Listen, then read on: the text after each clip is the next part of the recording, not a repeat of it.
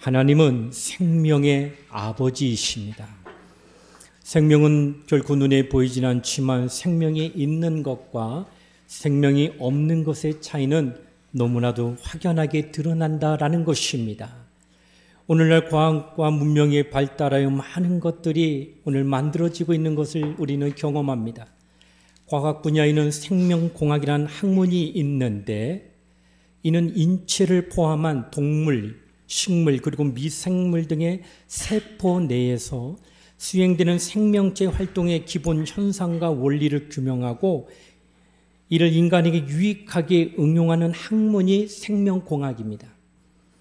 인간의 가장 작은 조직인 세포를 연구하여 생명체를 유익하게 하고자 하는 그 노력이 오늘날 계속 이루어지고 앞으로도 과학과 문명이 발달하면 발달할수록 이 분야는 더욱더 세분화될 것입니다. 그런데 놀랍게도 그렇게 가장 작은 세포를 연구하고 그것을 응용하여 사람에게 가장 유용하고 유익되게 하려고 하지만 놀랍게도 생명 자체는 못 만든다는 거예요. 그것은 바로 하나님의 소관이기 때문입니다. 인간이 아무리 똑똑하고 아무리 명석하고 아무리 뛰어난다 할지라도 생명은 만들 수 없습니다. 왜 그럴까요? 하나님의 소관이에요. 생명만큼은 하나님이 주장하시는 거지 인간이 손을 댈 수 있는 영역이 아니다라고 하는 것입니다. 하나님만이 생명을 주관하시기에 인간이 어떠한 연구와 실험을 한들 결코 사람의 생명을 만들어내지는 못한다라고 하는 것입니다. 이처럼 하나님은 생명의 주로서 우리 인류에게 당신만이 가지고 계신 그 생명을 우리에게 주셨는데 안타깝게도 죄로 말미암아 우리는 그 생명을 잃었습니다. 하나님은 그 같은 잃은 생명을 바라보시고 내버려 두는 것이 아니라 그 생명을 어떻게든 살리려고 어떻게든 회복하게 하려고 어떻게든 구원하려고 그가 마음을 정하신 것이고 또 그 정한 마음을 표현하는 것이 하나님의 하나밖에 없는 아들을 이 땅에 보내신 것이었던 것입니다. 그러므로 하나님의 아들이 우리에게 오신 것은 바로 생명 때문에 오신 겁니다. 잃어버린 그 생명을 되찾게 하기 위하여서 잃어버렸던 그 생명을 다시금 주고자 하셔서 하나님은 아들을 이 땅에 보내셨다라고 말하는 것입니다. 요한복음 10장 10절에도 말씀합니다. 도둑이 오는 것은 도둑질하고 죽이고 멸망시키려는 것뿐이요 내가 온 것은 양으로 생명을 얻게 하고 더 풍성히 얻게 하려는 것이라 이렇게 말씀합니다. 이처럼 예수 그리스도는 우리에게 생명을 주시고 아니 더 풍성하게 하고자 하여 오신 분이다라고 하는 것입니다. 그러므로 우리는 예수님을 바라볼 때 그는 내게 생명 주시는 분, 우리는 예수님을 의지할 때 그는 내게 생명 주시는 분, 바로 이와 같이 예수님을 통하여 내가 얻고자 하는 것이 있다면 그것은 생명이다라는 겁니다. 그런데 오늘날 예수를 바라보면서 돈이나 좀 주세요. 출세 좀 하게 해주세요. 부동산 좀 띄게 해주세요.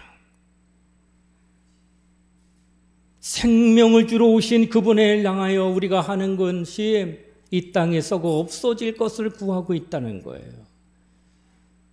하나님은 우리에게 그것을 주려고 예수님을 이 땅에 보내신 것이 아니라 생명 주려고 보내셨다라고 말하는 것입니다. 그러므로 여러분과 나는 하나님의 아들이 우리에게 주시고자 하는 그 생명, 과연 오늘 말씀을 통하여 그 생명을 우리에게 어떻게 나타나고 있는가를 오늘 읽은 요한복음 3장에 있는 말씀을 중심으로 함께 상고하도록 하겠습니다. 그 첫째는 인자는 하늘에서 내려오셔야 합니다. 오늘 본문 말씀 13절 말씀 우리 다 같이 하나님의 말씀을 함께 봉독합니다. 13절 말씀입니다. 시작.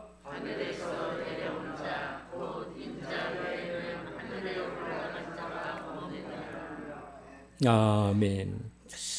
인류는 원죄로 말미암아 인류 전체가 죽었습니다. 그래서 로마서 3장 10절에 이렇게 말씀합니다. 기록된 바 의인은 없나니 하나도 없으며 깨닫는 자도 없고 하나님을 찾는 자도 없고 이렇게 말씀하는 겁니다. 그러므로 세상에는 곧 인류 안엔 의인이 없다 하고 정의 내린 겁니다. 그러므로 모두가 죄인이라는 뜻입니다.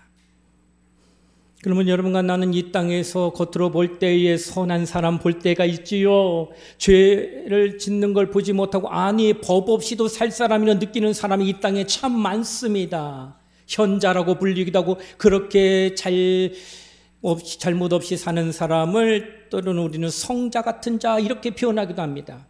훌륭합니다. 그러나 성경은 단호하게 얘기합니다. 의인은 없나니 하나도 없다. 모두가 죄인이다 라고 표현하고 있다는 것입니다. 레위기 17장 11절에 말씀합니다. 육체의 생명은 피에 있음이라. 내가 이 피를 너희에게 주어 제단에 뿌려 너희의 생명을 위하여 속죄하게 하였나니 생명이 피에 있으므로 피가 죄를 속하느니라 라고 말씀하십니다. 육체의 생명은 피에 있고 그러므로 육체가 혹시 죄를 범하면은 그 죄를 속하기 위해서는 생명을 주어야 되는데 그 생명이 어디 있느냐? 피에 있다라는 거예요. 그래서 죄를 범한 육체가 그 죄를 속하려고 한다면 생명이 되는 피를 갖다가 대신 바치면 그 죄가 사해진다는 거예요. 그래서 이스라엘 사람들은 하나님 앞에 나가 제사 드릴 때 반드시 가지고 나가는 것이 있는데 그것이 바로 양이요, 염소요, 소요, 짐승을 가지고 나갑니다. 왜 그렇습니까? 피 흘림이 없이는 사함이 없기 때문이에요. 그래서 이스라엘 백성들은 하나님을 섬기는 가운데 제사 드릴 때마다 하나님 앞에 반드시 양을 또한 염소를 또한 소를 반드시 가지고 나가서 내가 지은 죄를 그 피를 흘리게 함으로 말미암아 다시 하나님과 화목되어서 섬길 수 있는 자격을 다시금 회복하는 그런 자리에 늘 있었다고 하는 것입니다. 그러나 이는 어디까지나 육체의 죄를 사할 뿐이다라는 거예요. 영혼의 죄는 짐승의 피로 되지 않습니다. 그 영의 피뿌림의 속죄가 이루어지지 않으면 절대 영혼의 죄는 속죄되지 않는다라고 하는 것입니다. 하나님이 아담을 지으셨어요. 아담아, 예 하나님 나 여기 있습니다. 아담이 하나님을 찾습니다. 하나님 오냐 나 여기 있다. 이것을 뭐라고 말하냐면 교통이라고 하고 교제라고 합니다. 아담이 죄를 범하기 전에는요. 육신이 있는 사람임에도 불구하고 영이신 하나님과 교통했습니다. 그런데 선악과를 따먹는 그 순간 너는 정령 선악과를 먹는 날엔 죽으리라 했어요. 근데 아담이 죽었습니까? 아니요. 아담은 그 이후로도 가인과 아벨을 낳으며 자식을 길렀다는 거예요. 죽지 않았습니다. 그런데 하나님은 죽었다고 말했습니다. 뭘 죽었을까요? 그 영이 하나님과 교통하고 교제하며 하나님과 관계했었는데 죄가 들어오니까 그 영이 하나님과 끊어진 관계 상태를 죽었다라고 표현한다는 거예요. 이 관계를 이어줄 수 있는 건 이 땅에 아무것도 없다는 거예요. 오직 이어줄 수 있다고 하는 것은 그 영을 다시 살리는 길밖에 없다는 거예요. 그 영을 살리려면 어떻게 해야 되냐? 피 흘림만 있으면 된다는 거예요. 그러니까 육체가 죄를 범하면 짐승을 잡아서 피를 흘려 하나님과 다시 연줄을 연결하지만 영혼이 죽은 거는 어떻게 하게 되냐는 거예요. 그것은 바로 영의 피가 필요하다는 거예요. 요한복음 1장 1절에 말합니다. 태초에 말씀이 계시니 이 말씀이 하나님과 함께 계셨으니 이 말씀은 곧 하나님이시니라 라고 말씀합니다. 태초에 계신 말씀, 그가 바로 하나님이여 영이었다는 것입니다. 하나님과 함께 있던 말씀은 영이신 하나님, 그가 그런데 이 땅에 육신을 입고 오시게 되어집니다. 요한복음 1장 14절에 말합니다. 말씀이 육신이 되어 우리 가운데 거하심에 우리가 그의 영광을 보니 아버지의 독생자의 영광의 은혜와 진리가 충만하더라. 이렇게 말합니다. 하나님과 영원전 태초의 말씀으로 영으로 하나님과 함께했던 그분은 하나님이십니다. 근데 그 하나님이 지금부터 2000년 전에 말씀이 육신을 내고 오셔서 이 땅에 우리에게 현현하여 나타나신 그분이 누구냐? 말씀이신데 그분이 바로 예수 그리스도라는 거예요. 예수 그리스도는 이전의 영이었다는 거예요. 그래서 그가 흘리는 피는 무슨 피가 될까요? 육체의 피일까요? 영의 피일까요? 네, 영의 피가 되는 거예요. 그래서 예수의 피가 오늘 내 죄를 사하게 된다는 거예요. 참 놀랍지 않습니까? 내가 예수 그리스도를 믿는 그 순간 전혀 몰랐던 하나님을 향해 여러분이 뭐라 말하는지 아세요? 하나님 아버지라고 얘기합니다. 누가 가르쳤는 게 아니에요. 다시금 회복이 되는 순간 자신의 영이 하나님을 향하여 아버지라고 부를 수 있는 그 은혜를 그가 얻게 되어졌다라고 하는 것입니다. 바로 이와 같이 말씀이 육신이 되어 우리 가운데 임재하시고 나타나신 그분을 우리는 가리켜 인자라고 하는 거예요. 인자는 한자 풀이 그대로 말하면 사람의 아들이란 뜻이, 사람의 아들은 곧 사람인 것입니다. 그러니까 하나님이 사람이 됐다는 거. 왜요?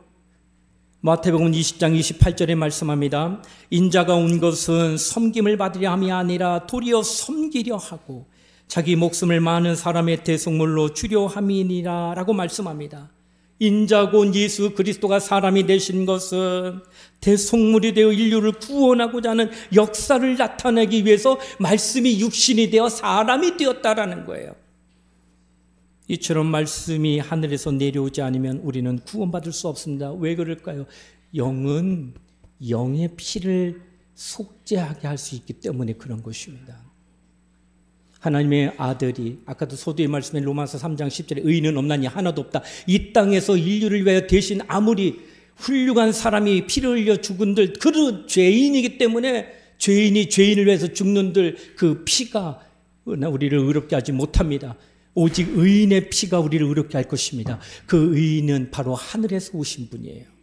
그러므로 말씀이 육신이 되어 이 땅에 임재하셨던 것처럼 예수 그리스도의 육체로 오심을 우리에게는 어떤 일이더냐? 큰 은혜가 되어진다라고 하는 것입니다. 그러므로 여러분과 나는 이 땅에서 예수 그리스도를 향하여 바라볼 때 말씀이 육신이 되어 나의 죄를 속하기 위하여 사람이 되신 하나님 이렇게 믿어야 된다 하는 거예요. 이 믿음이 여러분과 내게 있어야 됩니다. 예수 그리스도가 이 땅에 오심에 대하여 그것을 부정하게 되면 그는 적그리스도의 영이라고 말합니다. 하나님의 아들이 육체를 입고 이 땅에 오셔서 나를 위하여 구주가 되심에 대한 이 은혜를 무시하거나 그것을 반대하게 되면 그는 적그리스도가 되는 거예요. 그러므로 여러분과 나는 이 땅에서 예수 그리스도가 하늘에서 이 땅에 오신 인자임을 믿는 믿음을 갖는 것이 우리의 믿음의 첫 출발이 되어야 된다라고 하는 것입니다. 사랑하는 우리 모든 성도님들, 예수 그리스도의 육신의 오심을 믿어 그의 은혜를, 그 은혜를 우리가 입는 성도가 되시기를 주의 이름으로 축원을 드립니다. 둘째는 인자는 반드시 들려야 합니다. 오늘 14절 말씀입니다. 우리 함께 같이 14절 말씀 읽겠습니다. 시작.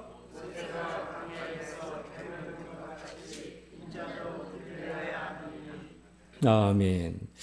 하나님의 아들이 대속의 은혜를 베풀려면 반드시 십자가에 매달려 죽으시되 피와 물을 쏟는 엄청난 고난을 받으셔야 된다는 사실입니다.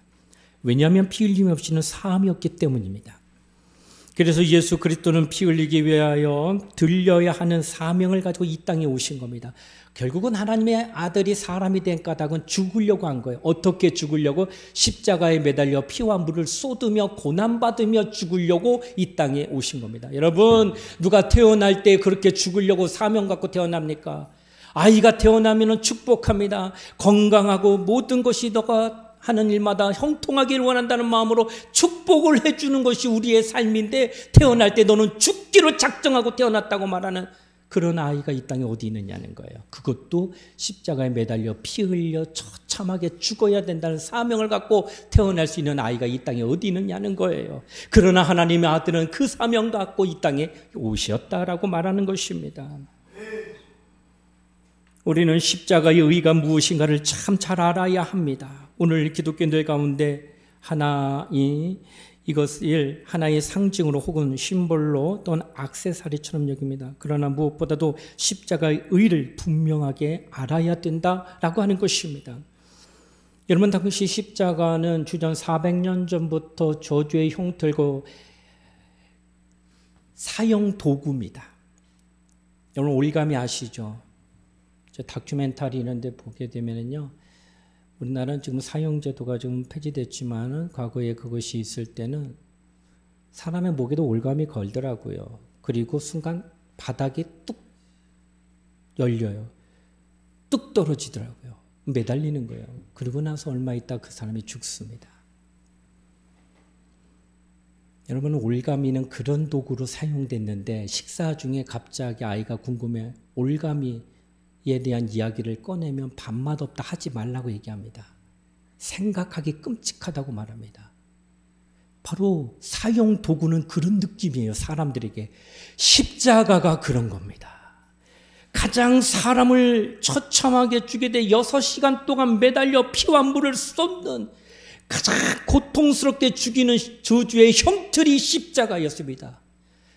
놀랍게도 그 십자가를 지는 모든 죄수들의 죄명을 보게 되면 반드시 죽어 마땅한 죄인이었고 모두가 재판을 통하여 그 선고를 받게 되는데 400년 동안 단 한 건도 그에 대한 오판이 없을 정도로 누가 봐도 죽어 마땅한 자를 죽인다고 여겼기 때문에 그 십자가는 바라볼 때 저놈은 죽어 마땅한 자 이렇게 다 인정했다라고 하는 것입니다. 예수께서 십자가에 매달리는 것은 바로 죽어 마땅한 죄, 그것은 바로 우리들의 불순종으로 말미암은 죄였습니다.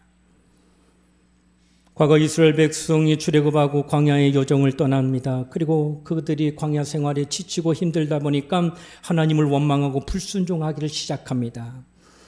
마지막 10번째 원망할 때 무슨 원망을 하더냐? 광야길이 힘들지요. 낮 기온 차가 수십 도가 차이가 나니 얼마나 힘듭니까? 그런 길을 걸으니까 고통스러우니까 광야 길이 너무 힘들다고 아우성하며 원망합니다. 그때 하나님께서 불뱀을 보내십니다. 사람들마다 저마다 물리며 고열을 하며 헛소리하면서 고통받습니다. 이제 죽구나 하고 하는 찰나에 사람들이 모세에게 말합니다. 모세여, 하나님께 기도하여 가지고 우리를 좀 살려달라고 애걸합니다. 그때 모세가 하나님 앞에 기도합니다. 하나님, 저들을 여기까지 끌고 와서 죽게 하시려나이까 긍휼히 여기시고 불쌍히 여기셔서 살려달라고 기도합니다. 그러자 하나님이 모세의 기도를 들으시고 처방을 내린 게 무엇이냐? 장대를 준비하게 하시고 장대 끝에 노뱀을 달게 하고 가장 높게 달아라. 그리고 사방 어디에서나 불뱀에 물린 자들이 다 볼 수 있도록 내놓아라. 이렇게 노뱀이 높이 올려지게 된 것입니다. 장대에 노뱀을 넣고 높이 들어서 모두가 노뱀을 보면 살 수 있다라고 드디어 모세가 이야기합니다. 죽어가는 사람들이 그 말을 따라 노뱀을 쳐다보기 시작합니다. 놀랍게도 고열이 끊어지고 몸이 회복되기 시작하는 것을 이스라엘 백성들이 느낍니다. 이처럼 불순종하니 죽게 된 이스라엘 백성들이 노뱀을 쳐다보고 살 수 있는 길을 마련하신 것처럼 하나님께서 인류에게 예수 그리스도를 십자가에 매달아 그가 우리의 죄를 속지 않은 고난을 믿어 구원받게 하려고 십자가를 하나님의 아들이 지게 되었다라는 사실을 우리는 알아야 된다라고 하는 것입니다. 이것이 바로 십자가의 의의입니다. 우리는 그리스도의 공로가 십자가 위에서 나타남을 믿고 구원받는 것입니다. 고린도전서 1장 18절에 말씀합니다. 십자가의 도가 멸망하는 자들에게 밀어나는 것이고 구원을 받는 우리에게는 하나님의 능력이라고 말합니다. 십자가의 도, 곧 그리스도가 십자가 위에서 고난 통하여 나의 죄를 다 속죄하기 위하여 죽기까지 피 흘심에 대한 그 고난의 공로가 바로 오늘날 우리의 구원의 능력이요 하나님의 능력이 됐다라는 겁니다. 그러므로 우리는 그리스도의 공로를 의지하며 시인하며 고백할 때 구원의 능력이 나타나게 된다는 것입니다. 예수님이 나를 위하여 죽으셨다고 믿는 그가 구원받을 것입니다. 예수님이 내 죄 때문에 죄 없으신 하나님의 아들이지만 그가 나를 위하여 피 흘려주시면, 아니 내가 저기 매달려 죽어야 마땅한 죄인인데 나 대신 주님이 매달리셨습니다. 그 사실을 믿는 믿음을 가진 그가 구원을 받는다라는 것입니다. 십자가의 도는 세상 사람들에게는 미련하게 보일지 모르지만 구원받는 여러분과 나에게는 하나님의 능력인 것입니다.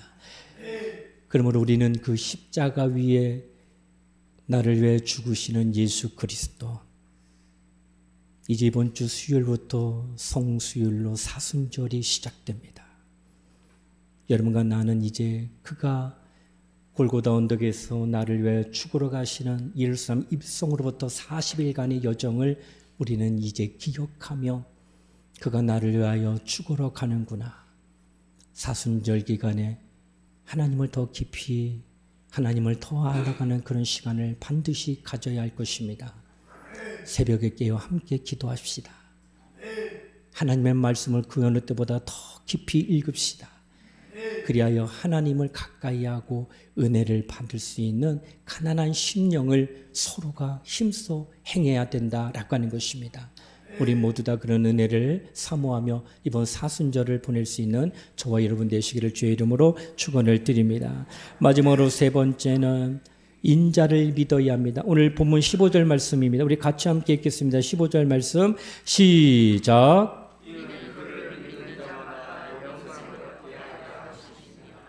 아멘. 이제 그리스도의 공로로 인해 인류의 죄는 속죄받았습니다. 그러므로 죄 때문에 저주받아 지옥 갈 자는 이 땅에 아무도 없다는 사실을 깨닫습니다. 그러나 놀랍게도 여전히 지옥 가는 자가 있다는 사실입니다. 그 까닭은 죄 때문이 아닙니다. 죄는 이미 예수님이 다 해결했기 때문에 죄 때문에 지옥 안 갑니다. 그런데 지옥 가는 그 사람은 왜 지옥 갑니까? 믿지 않기 때문에 지옥 가는 거예요. 예수가 나를 위하여 십자가에서 피 흘리신 이 사건에 대하여 믿음을 갖지 않으면 그 사람은 어쩔 수 없어요. 지옥 가야 된다라고 하는 것입니다. 앞서 얘기했던 노뱀을 들렸을 때 이스라엘 백성들이 구원받은 것은 아닙니다. 모두가 구원받은 건 아니에요. 구원받은 사람도 있지만은 구원받지 못한 사람도 상당히 많았습니다. 왜냐하면 노뱀을 쳐다보지 않는 자는 방법이 없기 때문이에요. 왜 안 쳐다볼까? 고열로 고통받고 있는데 그가 생각하기를, 안 쳐다보는 이유를 대기를, 고작 쳐다본다고 나음을 받는다는 것은 너무나도 가당치 않는다는 거예요. 지금 내가 40도가 육박하는 고열로 인하여 헛소리할 정도로 너무나도 급박하기 힘들어 고통받고 있는데 단지 쳐다만 본다고 내가 나음을 받는다? 이게 무슨 말 같지 않은 소리야. 차라리 만나와 같이 메추라기 알과 같은 내게 먹을 거 약을 줘가지고 먹게 하여 난다면 내가 믿음을 가질 수 있을 것 같아. 혹여나 하나님이 천사를 보내가지고 나에게 기도하게 하고 안수함으로 말미암아 고쳐주면 내가 나음 받을 수 있을 것 같아. 그런데 쳐다만 보면 구원받는다? 너무나도 가당치 않고 너무나도 쉽게 여겨지니까 그렇게 무슨 나음을 받을 수 있겠느냐 라고 생각하며 쳐다보지 않는 자들은 모두가 죽음을 맞이했다는 사실입니다. 그러나 바라본 자들은 이것이 마지막이라고 여기며, 아니 쳐다보는 게 뭐가 힘들어? 아니 죽게 되었는데 그거 쳐다본다는 게 그게 그렇게 힘들어? 아니잖아. 그냥 바라만 보면 되는데 그걸 왜 못 쳐다봐? 바라보면 될 거 아니야. 바라본다는 거예요. 그러고 나니 순식간에 고열이 내리고 나음을 얻는다라고 하는 것입니다. 여러분, 구원의 여지는 오늘 우리에게 달려 있습니다. 이미 이루어놓으신 속죄의 구원이지만 믿지 않으면 안 된다고 하는 사실이에요. 믿음이 굉장히 아무것도 아닌 것 같아요. 여러분, 믿음 갖는다고 여러분 돈을 냈습니까? 믿음 갖는다고 여러분 봉사했습니까? 믿음 갖겠다고 여러분 무슨 헌신하는 노력을 했습니까? 아무것도 하지 않았어요. 그냥 믿었어요. 그런데 여러분이 믿는 게 아무나 믿어지지 않더라는 사실이에요. 차라리 내가 수고하고 땀 흘려 얻을 수 있는 거면 좀 고난받더라도 그렇게 하면 얻겠지. 그러나 믿음은 절대로 그렇게 얻어지지 않더라는 거예요. 하나님이 믿게 해주셔야 믿는 겁니다. 하나님이 나를 불쌍히 여겨주셔야 믿는 것입니다. 하나님이 나를 긍휼히 여겨주셔야 믿는 것입니다. 믿음은 하나님이 믿게 해주셔야 믿는 것입니다. 각각 믿음으로 구원을 받는 것입니다. 오늘 본문은 말하기를 믿는 자마다. 그러니까 믿음은 모두 각각을 명칭하는 겁니다. 내 어머니, 장로님, 어머니가 아니죠. 아버지네요. 아버지는 장로님, 어머니는 권사. 나는 교회 잘 안 나가. 그럼 천국 갈 때 우리 아버지, 어머니 교회에서 헌신하기를 40년 했는데 어머니, 아버지 천국 갈 때 나 불러주시지 아니하겠느냐 생각한다면 갈까요? 못 갈까요? 갈까요? 못 갈까요? 아버지, 어머니 40년 교회에서 헌신하고 했는데 왜 못 가요? 가겠지요? 갈 것 같은데요? 안 넘어오시네요. 넘어오시라고 했는데 못 갑니다. 천국은 오직 각자의 믿음으로 하나님과 일대의 관계가 이루어졌을 때 가는 나라가 됩니다. 여러분, 5월 달에 우리가 새생명 축제를 준비합니다. 사랑하는 내 남편, 사랑하는 내 아내, 사랑하는 내 자녀, 사랑하는 내 부모, 내 형제들이 다 있는데 믿지 않는다면 여러분 기도하셔야 됩니다. 근데 그 믿음 누가 주셔야 된다고요? 하나님이 주셔야 돼요. 어떻게 주셔요? 긍휼히 여길 때, 불쌍히 여길 때, 긍휼한 마음, 불쌍히 여기는 마음을 누가 갖게 할 수 있겠느냐? 여러분이 할 수 있다는 거예요. 어떻게? 눈물로 기도하셔야 돼요. 내 남편 구원해달라고 눈물로 기도하셔야 돼요. 내 아내 구원해달라고 눈물로 기도하셔야 돼요. 내 부모님 구원해달라고 눈물로 기도하셔야 되고, 내가 사랑하는 내 자녀들 구원해달라고 눈물로 기도하셔야 돼요. 하나님이 불쌍한 마음 가지시면 그에게 믿음 주실 겁니다. 롯이 소돔 고모라 땅에서 구원받을 때예요. 롯을 구원할 때 롯의 행함을 보고 너는 구원받을 만한 자 이렇게 구원하지 아니하시고요. 아브라함을 생각하사 이렇게 표현합니다. 아브라함이 그를 살리기 위하여 여호와 하나님 만났을 때 의인 50만 있으면 그래도 끝내겠습니까? 45만 있으면 그래도 끝내겠습니까? 40명, 30명, 20명 딱 한 번 더 얘기하겠습니다. 10명만 있어도 그 성 끝내겠습니까? 아브라함은 아주 롯을 살리기 위해 몸부림을 거예요. 그때 하나님이 아브라함을 생각하사 롯을 건지셨습니다.